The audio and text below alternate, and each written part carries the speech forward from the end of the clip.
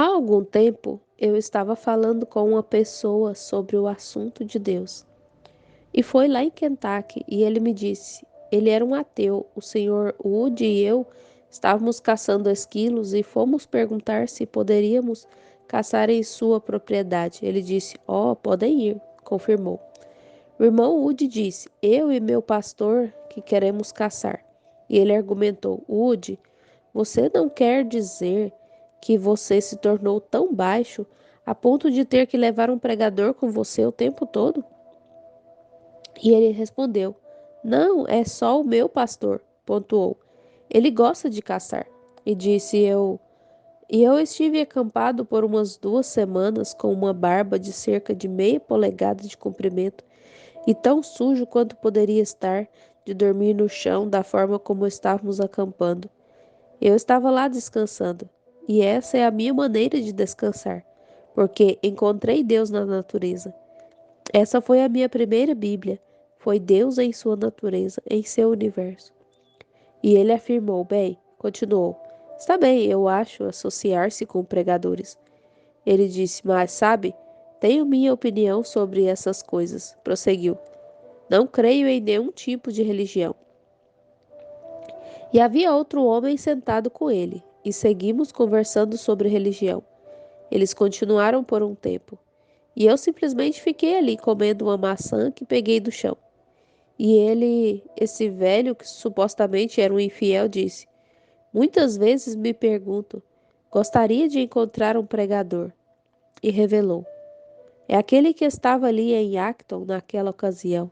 E prosseguiu: "Sabe, a minha velha irmã aqui na colina, não me lembro o nome dela agora, disse: esse homem esteve ali no acampamento metodista, patrocinado pela igreja metodista. Isso é estranho, mas aconteceu. E estávamos tendo uma campanha de cura. Bem, vocês metodistas deveriam crer nisso. João Wesley cria nisso. Certamente que sim. Todos os primeiros reformadores criam em cura divina." E ele disse, de pé na reunião naquela noite, ele falou com a irmã dessa senhora anciã que: "Minha esposa, eu e seu marido, tudo o que podíamos fazer. Ela estava tão doente com câncer que os médicos a haviam desenganado semanas antes. Era colocá-la em uma comadre naquela manhã." Contou. Ela estava em tal condição e relatou. A irmã dela compareceu àquela reunião e esse pregador chamou essa mulher pelo nome e disse-lhe: "Coloque um lenço sobre essa mulher com câncer, sua irmã." E ela assim o fez naquela noite. E na manhã seguinte, ela comeu presunto e ovos e preparou tortas de maçãs fritas para o café da manhã e comeu. Ela afirmou: "Quero encontrar aquele pregador um dia." Eu só fiquei ali e interroguei: "Você conhece o pregador?" Ele respondeu: "Não, não o conheço." E o irmão Wood olhou para mim e piscou. E eu perguntei: "Você quer me dizer que não crê que Deus existe?" Ele respondeu: "Eu não creria a menos que eu pudesse ver." Eu indaguei: "Quantos anos tem essa macieira?" "Oh", respondeu ele, "eu a plantei aí faz uns 40 anos." Eu pontuei: "É só o início de setembro. Não tivemos clima frio nem nada. Diga-me, senhor, o que é que fala, que inteligência fala a essa árvore e faz com que a seiva desça até as raízes e se esconda durante o inverno? Despeje água em um toco e veja se ele fará isso. Ou ponha uma panela cheia nele e veja se ele desce e se esconde na terra, fugindo do frio. Se assim não o fizesse, o frio mataria a árvore imediatamente. Mas alguma inteligência faz a seiva descer para a terra, tirando-a da árvore, e a mantém aquecida sob as folhas da árvore que cai no chão. E na próxima primavera, antes mesmo que o tempo comece a ficar mais moderado, aí vem a seiva subindo de volta, trazendo consigo uma nova vida. Explique-me isso. Diga-me o que faz isso." Ele afirmou: "Nunca pensei nisso antes." Eu declarei: "É Deus em seu universo. Deus cronometra tudo certo." Ele indagou: "Qual é o seu nome?"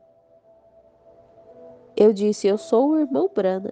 Ele disse: "Esse é o homem, o nome do homem que esteve ali. Eu confirmei, isso mesmo. Ele expressou, com toda essa barba e coberto com sangue de esquilo, você? Eu confirmei, sou eu mesmo, eu sou essa pessoa. Ele interrogou, como conhecia aquela mulher? Eu respondi, eu não a conhecia. Como você sabia que ela ia ficar bem? Relatou. Ela passou pela estrada aqui, ela e seu marido faz um tempo caminhando. Eu afirmei, eu não sabia disso. Ele interrogou, você a curou? Eu respondi, não, Senhor. Deus mostrou isso, Deus a curou. É sua sublime graça. Ele estava comendo uma maçã e deu uma mordida, e ele virou a cabeça e disse, pode ir caçar esquilos. Eu olhei e as lágrimas corriam pelo seu rosto. Eu o abracei e disse: Irmão, você crê nele, não crê? Ele acenou com a cabeça assim, e virou-se e foi para o curral. Oh, Deus está em seu universo. Algum tempo atrás, um cético cruzou o país, anos atrás, 40, 50, 60 anos atrás, fazendo convertidos. Oh, ele era tão esperto com sua inteligência a ponto que os pregadores modernos, intelectualmente falando, não podiam resisti-lo em nada. E ele fez convertidos ao ceticismo. E uma vez sua saúde ficou debilitada. Ele foi para o Colorado, próximo a uma fazenda que eu cuidava e onde eu trabalhava. E ele estava tirando férias lá. O homem que eu conheço e seu pai haviam aberto passagens para armar seu acampamento. E um dia ele estava voltando e parou. E olhou para as rochas e indagou: De onde vocês vieram? Como vocês chegaram aí? E os ventos começaram a soprar. Ele questionou: Estive errado o tempo todo? Se existe um Deus, que ele fale comigo.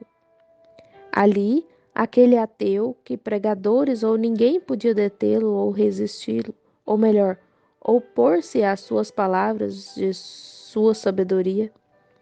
Mas eles tinham medo dele. Porém, a Bíblia diz: se estes se calarem, logo as pedras clamarão. Deus tem uma maneira de fazer as coisas. As pedras clamaram, e ali, de joelhos, com o rosto no chão, ele rendeu seu espírito ateu a Deus e se tornou um dócil e humilde cristão. Se estes se calarem, a natureza clamará. Eu sou um caçador. Eu amo caçar, porque ali foi onde eu encontrei Deus pela primeira vez, na floresta. Quando desejei servi-lo no princípio, eu não sabia orar. E nunca tínhamos ido à igreja. Meus familiares antes eram católicos, eles não irlandeses por natureza. Tanto a mãe quanto o pai, com exceção de meu avô, que era índio. E então eu não sabia orar. E eu queria ser salvo, e sabe o que eu fiz lá no princípio?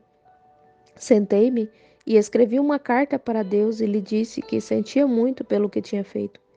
E eu ia para a floresta por um caminho onde eu costumava ter uma sensação muito estranha quando passava por aqueles lugares. E eu iria pregá-la numa árvore para que ele pudesse ler quando ele passasse por ali. Porque eu sabia que ele morava lá na floresta em algum lugar. Eu tinha visto muitas coisas acontecerem. Eu sabia que ele morava em algum lugar. E pensei, ele, sendo tão livre do pecado, deve estar em um lugar que seja limpo e onde não haja gente. Ele poderia, eu poderia encontrá-lo ali muito mais do que em lugares onde o povo havia contaminado. Eu aprendi. Minha primeira Bíblia foi a natureza. Oh, tome esses patinhos. Eles vêm do sul aqui e vão rumo ao Canadá e fazem seu ninho lá no lodo e botam seus ovos e os patinhos nascem. E então, isso é na primavera. Nesse ano eles crescem durante todo o verão e são alimentados. E quando chega o inverno, a primeira vez que vem um vento frio soprando pelas montanhas, onde há geada, desce por toda a região das pradarias, onde estão os lagos, ou o sopé das colinas, e essa primeira brisa fria sopra ali com geada. Em algum lugar naquele grande bando de patos, Naquele lago está um pequeno líder, um patinho. Ele sairá bem ali no meio daquele lago, levantará seu biquinho e grasnará 4 ou 5 vezes. Cada pato no lago virá até ele. Ele se levantará dali. Nunca esteve fora daquele lago. Nasceu ali naquela primavera. Ele se levantará daquele lago e irá tão direto quanto pode para a Louisiana, para aqueles campos de arroz, sem nenhuma bússola. Eles chamam isso de instinto. Tenho frequentemente pensado: se Deus dá bom senso suficiente a um pato, o que é chamado de instinto, para afastá-lo dos problemas, o que ele não faria a uma igreja que é nascida de novo, cheia do Espírito Santo? O que ele não faria? Ele não tem uma bússola, mas nasceu um líder. Os patos conhecem seu líder, mas a igreja não conhece. O Espírito Santo é nosso líder. Ele é nosso mestre. Ele nos guiará à verdade, à vida. Os patos conhecem os seus, mas parece que às vezes não temos tanta inteligência quanto um pato, porque ele gosta de se manter provido com o que lhe é dado, mas nós tentamos descobrir algo diferente. Esse é o intelectual. Sai do grande universo de Deus. Vou lhes dizer o que vocês podem fazer, alguns de vocês das regiões frias. Observe aquela porca vir do lado do norte da colina e trazer todas aquelas cascas e sabugos para o lado sul da colina e fazer sua cama. E naquela noite você ouvirá o noticiário e as notícias vão dizer: amanhã o tempo estará bom. Não dê nenhum pingo de atenção ao que ele diz. Aquela porca sabe mais sobre o clima do que ele jamais saberá. Isso é certíssimo. Ela vai para o lado sul, onde achará calor. Vá à caça de coelhos e veja aqueles coelhos debaixo de um arbusto assim, prevenindo-se quanto ao tempo frio. E se você os vê entrando em um milharal, vai começar a chover. Observe Deus. Ele se move. Oh, quão maravilhoso ele é! Se você tão somente abrir os olhos, poderá vê-lo em tudo ao seu redor. Ele está em seu universo, em todos os lugares, movendo-se. Observe o pôr do sol. Observe-o no nascer do sol. Observe-o no arco-íris. Observe-o em toda a parte. Você pode vê-lo. Ele não está mais longe de você do que o seu braço direito. Deus está em seu universo. Alguns anos atrás eu estava caçando alces lá no Colorado, onde costumo caçar bastante. E lá em cima nas montanhas era início de outono e a neve não tinha caído forte o suficiente para fazer com que o alce descesse do alto da montanha para o vale. Então eu e Jeff, o fazendeiro, eu o ajudei ali na fazenda por anos e ainda os ajudo ajuntando gado. E tínhamos cavalgado ali para caçar, e ele ficou longe de mim por 3 ou 4 dias. Ele voltou pela bifurcação oeste do rio Troublesone e eu estava caçando na bifurcação leste. E se tivéssemos matado alces, nós os penduraríamos e saberíamos para onde levar os cavalos de carga, porque estávamos somente em nosso cavalo de sela. E um dia eu estava lá no alto e distanciei-me do meu cavalo de sela e subi ao redor da margem. E no final do outono, quando você menos imagina, o sol está brilhando.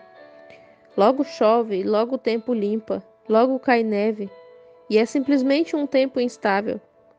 E eu estava caçando lá no alto e estava muito seco, e ouvi o estalo de um relâmpago. E olhei, vindo pelas montanhas. A chuva estava chegando. Então fui para detrás de uma árvore e fiquei ali um pouco, até a tempestade passar. Os ventos sopraram e giraram e deram voltas, e eu fiquei ali atrás das árvores, até que passou. Depois que parou, eu estava de pé ali pensando em Deus. Isso foi há alguns anos. Eu estava realizando essas campanhas e pensei: quão grande é Deus e quão maravilhoso. Eu disse: devo ter nascido para este lugar, nas matas, sozinho, longe de pessoas e multidões. e dos enfermos e aflitos e de tudo, dos telefones tocando e das ambulâncias chegando. Pensei, quão agradável e pacífico. Senhor, deixe-me ficar aqui. Eu nasci para isso. Essa é a minha natureza, é daqui que eu sou. É aqui onde tu moras. E pensei, bem, se eu não conseguir isso nessa vida, eu o terei no milênio. Então vou só esperar por esse tempo. E quando a tempestade parou, eu saí de trás da árvore e bem lá atrás, no lado da montanha, ouvi um alce macho começar a bramir. E ele estava chamando o resto do bando. Eles haviam se dispersado na hora da tempestade. E ele começou a chamar a companheira. Então, como Davi disse nas Escrituras, quando um abismo chama outro abismo, se há um fundo clamando, há um fundo para responder em algum lugar. Tem que haver um fundo para responder em algum lugar. E então, aquela natureza começou a se elevar em mim. Aqui é o lugar para eu ficar. Oh, isso é música. Bem aqui atrás o lobo cinza uivou, e a companheira respondeu lá embaixo. Oh, que coisa! É quando um fundo realmente clama outro fundo. Ao ouvir aquele chamado selvagem do lobo, alguns animais selvagens gritam, os pássaros gritam. Para mim é Deus. Eu posso ouvi-lo entre suas bestas e seus animais. O vento estava soprando. Sucedeu que eu olhei para trás aqui onde o soprando, frio o suficiente para congelar a água das sempre-vivas. O sol saiu no oeste nessa direção e parecia um olho olhando através daquilo lá, como Deus no pôr do sol. E eu percebi que isso fez surgir um arco-íris no cânion. E comecei a pensar: ali está ele no arco-íris. Lá está ele, no chamado daquele alce.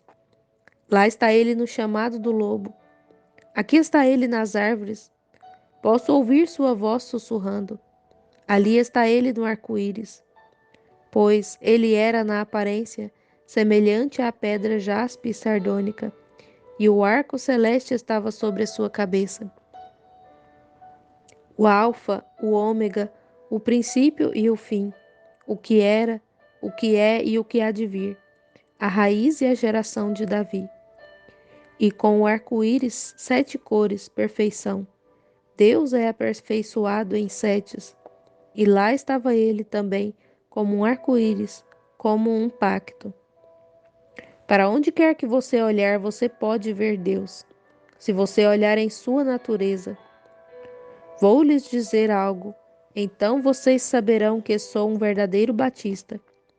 Enquanto eu estava olhando isso, fiquei tão cheio do Espírito Santo que encostei minha arma em uma árvore e corri ao redor dela tão rápido quanto pude, dando chute com o pé no ar e gritando com toda a minha força, bradando: Aleluia, aleluia, aleluia, aleluia, dando voltas e mais voltas, repetidas vezes, até que quase caí. Então parei e balancei as mãos para cima e para baixo, gritando: Glória, glória, glória, glória, glória, glória, aleluia, aleluia, aleluia, aleluia, correndo tão rápido quanto podia. Não conseguia pensar em mais nada para falar. Meu coração estava borbulhando. O que era isso? O fundo chamando o fundo. Eu ouvi Deus lá de uma maneira que talvez você não o ouvisse. Mas para mim, ele estava em seu universo, respondendo: Eu sou o Deus da criação. Eu fiz todas as coisas por minha própria mão. Sim, se alguém entrasse na floresta, pensaria que havia um maníaco na floresta. Dei voltas e mais voltas, repetidas vezes, ao redor daquela árvore, simplesmente tendo um momento glorioso. Eu não estava, ninguém, não me importava se eles ouviam ou não. Eu estava a 50 milhas, uns 80 quilômetros, tradutor, ou 30 milhas, 48 quilômetros, de qualquer modo, de alguma pessoa, pelo que eu sabia. Mas eu dei voltas e mais voltas ao redor daquela árvore, gritando: Por quê? Eu estava na Catedral de Deus. Eu podia vê-lo em todos os lugares, no sol, nos raios passando pela floresta, no arco-íris além, no lobo uivando, no alce uivando. Eu podia ouvi-lo nos ventos. Oh, que coisa! Ele está em toda parte. Muito mais alto se podia ver, onde a neve cobria as montanhas, fazendo sombra até lá embaixo nas sempre-vivas. Oh, olhe para qualquer lugar, você o verá. Ele está em seu universo. Vocês creem nisso? A congregação diz: Amém.